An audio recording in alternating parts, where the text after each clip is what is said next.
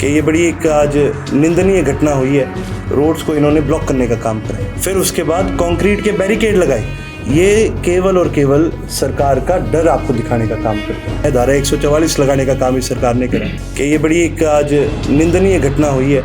Roads को इन्होंने block करने का काम करा, फिर उसके बाद कंक्रीट के बैरिकेड लगाए। ये केवल और केवल सरकार का डर आपको दिखाने का काम करता है। धारा 144 लगाने का काम इस सरकार ने करा। सरकार साथियों का मैं धन्यवाद करना चाहता हूँ और आप सभी का स्वागत करना चाहता हूँ। आज की ये प्रेस कॉन्फ्रेंस रखने का जो हमारा मेन आज मुद्दा था, अब दो मुद्दे बन चुके हैं। सबसे पहला, आने वाली इस 15 फरवरी को ISO यानी INLD स्टूडेंट ऑर्गेनाइजेशन, जो इंडियन नेशनल लोकदल की छात्र इकाई है, हमारा 5वां स्थापना दिवस मनाया जा रहा है और ये सिरसा में मनाया जा रहा है, CDLU में मनाया जा रहा है और पूरे प्रदेश भर से सभी छात्रों को न्योता दिया गया है और हमें उम्मीद है पूरे प्रदेश भर से हमारी जो छात्र इकाई के हमारे जितने साथी हैं वो सब वहाँ पहुँचने का काम करेंगे। हमारे मुख्य वक्ता चौधरी अभय सिंह चौटाला जी होंगे और हमारी नेशनल बॉडी है उसका गठन भी आने वाली इस 15 तारीख को करा जा रहा है। साथ ही साथ छात्रों के कई मुद्दे हैं जिनको ISO ने पहले भी बड़ा हाईलाइट करने का काम करा है। उन्हीं मुद्दों को हम आगे हाईलाइट करने का काम करेंगे और कई नए मुद्दे हैं जो इस बजट के बाद प्रदेश के आगे आने जा रहे हैं, इस देश के छात्रों के आगे आने जा रहे हैं। उन सभी मुद्दों के ऊपर हम उस दिन चर्चा करने का भी काम करेंगे। साथ ही साथ ISO ने हर साल अपने संगठन के माध्यम से समाज सेवा करने का काम करा है, चाहे वो रक्तदान के कैंप हो, चाहे वो नशा मुक्ति के अभियान हो, चाहे वो कैंपस की सफाई के अभियान हो। हम हर साल 15 तारीख को इस प्रकार से पूरे प्रदेश के अंदर अभियान करते जा रहे हैं और इस साल भी 15 तारीख को हमने रक्तदान का भी एक अभियान शुरू करा है और जिस प्रकार से समाज सेवा इस प्रदेश के छात्र हमेशा से करते जाए हैं, उस समाज सेवा की प्रथा को हम आगे बढ़ाने का काम कर रहे हैं। साथ ही साथ आज एक और चीज़ के बारे में भी आप सभी साथियों से मैं चर्चा करना चाहूँ कि ये बड़ी एक आज निंदनीय घटना हुई है कि जो हमारे प्रदेश की सरकार है, जो देश की सरकार है, इसने किसानों को रोकने के लिए सिर्फ इस बात के डर से कि भाई किसान इकट्ठे हो रहे हैं, पूरे प्रदेश के अंदर एक तरह से सारी रास्तों को, सारे रोड्स को इन्होंने ब्लॉक करने का काम करा है। आप सिरसा शहर के अंदर भी हैं, अगर आप देखेंगे यहाँ से रानिया की तरफ अगर आप जाएंगे तो किस तरह का सरकार ने ब्लॉक करा है। पहले तो 4-5 टाले मिट्टी के गिरे, फिर उसके बाद कंक्रीट के बैरिकेड लगाए। कंक्रीट के बैरिकेड के बाद जो पुरानी पाइपें पड़ी होती है कंक्रीट की, वो लगाई उसके आगे और फिर उसके आगे पुलिस का बैरिकेड लगाया। आप सोच सकते हैं इतनी भयंकर बैरिकेडिंग सरकार ने आज जो करी है, ये केवल और केवल सरकार का डर आपको दिखाने का काम करता है। एक तरफ इस प्रदेश की और इस देश की सरकार अपने गुणगान गाती है, लेकिन दूसरी तरफ आप ये देखो क्या हालात बन चुके हैं। 13 तारीख के डर में 3 दिन पहले इस प्रदेश की सरकार ने इंटरनेट की सारी सेवाएं बंद कर दी। 3 दिन पहले पूरे प्रदेश को रोक दिया। यहाँ से आप अपने शहर से किसी दूसरे शहर नहीं जा सकते। किसी को अगर आम जनता को आज के दिन जाने की कोई अनुमति नहीं है। धारा 144 लगाने का काम इस सरकार ने करा। आप मेरे को ये बताइए, कोई आम आदमी किसी को डॉक्टर के जाना भी हो सकता है, किसी को अपनी रिश्तेदारी में जाना हो सकता है, किसी को काम हो सकता है, किसी का कोई बहुत ज़रूरी काम हो सकता है। केवल और केवल इस डर की वजह से आज पूरे प्रदेश की जनता को दिक्कतें झेलनी पड़ रही है। हम सभी इस बात की बहुत ज़्यादा निंदा करते हैं।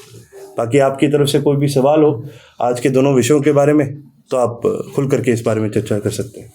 उसका आपका जो स्थापना दिवस पे किस तरह के कार्यक्रम रहेंगे? स्थापना दिवस पे हमारा जो एजेंडा है ISO का, उसको विस्तार से डिस्कस किया जाएगा। हमारी क्या विचारधारा है वो आपके आगे रखी जाएगी और साथ ही साथ 2 बड़े एजेंडाज हैं आज के दिन। एक तो स्टूडेंट्स की बढ़ती फीस को लेकर के, आज सरकारी कॉलेजों के अंदर भी स्टूडेंट्स की फ़ीस को बढ़ाया जा रहा है और प्राइवेट कॉलेजेस को ज़्यादा बढ़ोतरी दी जा रही है। इसकी वजह से हमारे प्रदेश के अंदर एजुकेशन की एक बड़ी कमी आई है और एजुकेशन की जो क्वालिटी है वो भी गिरी है। आज हमारे प्रदेश का छात्र, इस देश का छात्र अपनी पढ़ाई अच्छी तरह से कर नहीं सकता और प्राइवेट कॉलेजेस में ज़्यादातर जो बच्चे जाते हैं उनके माता पिताओं को लोन उठाना पड़ता है उनको वहाँ पढ़ाने के लिए। आज हमारे हालात ये बन गए कि बच्चों को पढ़ाने के लिए भी अगर लोन उठाना पड़ जाए तो ये बड़ी निंदनीय चीज़ है। और इसकी सारी जो जिम्मेवारी है बाद में वो उसी छात्र के ऊपर आती है, और जब उसको सैलरी नहीं मिलती, उसको रोजगार नहीं मिलता, तो वो बेचारा डिप्रेशन की तरफ भी चले जाता है कि कहीं क्राइम की तरफ भी चले जाते हैं। और दूसरी चीज़ जो हम एक डिस्कस करना चाहेंगे, एक हमारा बड़ा एजेंडा है जो सरकार ने जो बेसिकली पूरे एजुकेशन सिस्टम को ओवरऑल करने का जो फैसला करा है, जो सेमेस्टर सिस्टम लाने का काम करा है, इसकी वजह से भी छात्रों को बड़ा नुकसान है। हमारे एजुकेशन सिस्टम तो इतना अच्छा माना जाता है कि दुनिया भर से बच्चे भारत में आते हैं पढ़ने के लिए। यदि किसी की ज़रूरत है तो ज़्यादा प्रैक्टिकल कोर्सेज़ की ज़रूरत है, ज़्यादा लंबे कोर्सेज़ की ज़रूरत नहीं है। आज हमारा एजुकेशन सिस्टम पूरी तरह से थियरी की तरफ जाने लग रहा है, जबकि सारी दुनिया आज के दिन प्रैक्टिकल कोर्सेज़ के माध्यम से अपने बच्चों को आगे बढ़ावा देने का काम करती है। आज पढ़ाई को लंबा करने की ज़रूरत नहीं है, पढ़ाई को इंटीग्रेटेड करने की ज़रूरत है। ये दो हमारे बड़े विशेष मुद्दे रहेंगे, और भी कई सारे रहेंगे। और कार्यक्रम में चौधरी अभय सिंह जी भी सभी हमारे साथियों को संबोधित करने का भी काम करेंगे, और भी कई सारी चीज़ों के ऊपर हमारी चर्चा होगी। छात्र इलेक्शन को लेकर भी चर्चा है। हमने हमेशा से हरियाणा प्रदेश के अंदर छात्र इलेक्शन के हक में बात करी, यहाँ तक कि जब पहले अनाउंस करे गए थे और उसके बाद जब इनडायरेक्ट इलेक्शंस करे गए थे तो हमने इसका बहिष्कार भी करने का काम करा था। इनडायरेक्ट इलेक्शंस किसी भी माध्यम से सही इलेक्शंस नहीं माने जाते, क्योंकि वो सही रिप्रेजेंटेशन नहीं देते। आपने हाल ही में देखा होगा, चंडीगढ़ जैसे शहर के अंदर जो एक यूनियन टेरिटरी है, जिसके ऊपर मतलब सीधा सीधा एडमिनिस्ट्रेशन राष्ट्रपति की होती है, यूनियन टेरिटरी के एडमिनिस्ट्रेशन को हम सबसे साफ एडमिनिस्ट्रेशन मानते हैं, और चंडीगढ़ जैसे शहर के अंदर भी सरकारी कर्मचारी के माध्यम से वोटों के अंदर धांधली करी गई, तो फिर यूनिवर्सिटी के इनडायरेक्ट इलेक्शंस क्या चीज़ है?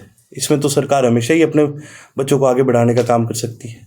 हम किसी भी हाल में, और ख़ास करके ऐसी किसी भी सरकारी प्रक्रिया में जिसके अंदर सरकार डायरेक्टली इन्वॉल्व है, हम तो उसको मानते ही नहीं। आज इस भारत की सरकार ने ये साबित करने का काम करा है कि ये इस देश को डेमोक्रेसी से दूर ले जाने का काम कर रहे हैं, ये तो तानाशाही की तरफ जाने का काम कर रहे हैं। ये चाहे आज साफ साफ ना दिखे, पर आप ये मान करके चले कि अगर इसी प्रकार से ये बीजेपी की सरकार इस प्रदेश के अंदर, इस देश के अंदर आती रही, तो हमारी डेमोक्रेसी ही खतरे में हो जाएगी। युवाओं को विधानसभा लोकसभा के चुनाव में आ रहे हैं, वहाँ भी कुछ जगह दी जाएगी? युवाओं को विधानसभा के और लोकसभा के चुनाव में दोनों में जगह दी जाएगी। हमारे कई युवा साथी हैं जिन्होंने पिछले 5 साल के अंदर, कई नई साथी हैं जिनको मौका दिया गया, जिन्होंने अपने आप को साबित करने का काम करा है। हमारी हमेशा से ये कोशिश रही है कि प्रदेश के अंदर युवाओं को बढ़ोतरी दी जाए। यहाँ तक कि जब पिछले लोकसभा के चुनाव थे तो भारत का दूसरा सबसे जो जवान कैंडिडेट था वो मैं खुद था। इस पार्टी ने एक युवा को एक बड़ा मौका दिया, और उस समय तो मैं स्टूडेंट भी होता था, तो एक छात्र को और एक युवा को एक बड़ा मौका देने का काम करा, और उसी प्रथा को हम आगे बढ़ाने का काम करेंगे। हमारे कई युवा साथी हैं, जैसे कि मैंने कहा, जिन्होंने अपने आप को काफ़ी काबिल साबित करा है। मैं उम्मीद करूँगा कि पूरे जिले की कमेटी, पूरे हल्के की कमेटी उनकी काबिलियत को माने और उनका नाम आगे बढ़ाने का काम करे। और जी कोई सवाल? अर्जुन, किसान आंदोलन को लेकर के आपकी क्या रणनीति है, कैसे समर्थन करेंगे? जैसे पिछली बार अभय चौटाला खुल के उसके साथ आए थे, पिछली बार भी चौधरी अभय सिंह जी ने खुल के समर्थन दिया था, और इंडियन नेशनल लोकदल वो पार्टी है जिसका जन्म ही किसान मजदूर के आंदोलन में हुआ था। हमने हमेशा से किसान को प्राथमिकता, मजदूर को प्राथमिकता देने का काम करा है। हमारी नीतियाँ भी वो नीतियाँ ऐसी हैं जिससे हमारे प्रदेश को, किसान को हमेशा फ़ायदा मिला है। उसी प्रकार से आने वाले समय में भी संयुक्त किसान मोर्चा कभी भी कोई फैसला लेती है, हमने पूर्ण तरीके से उनका सहयोग भी करा है, उनका समर्थन भी करा है, और हमारा एक एक कार्यकर्ता किसान आंदोलन में इस प्रदेश के और इस देश के एक एक किसान के साथ खड़ा है।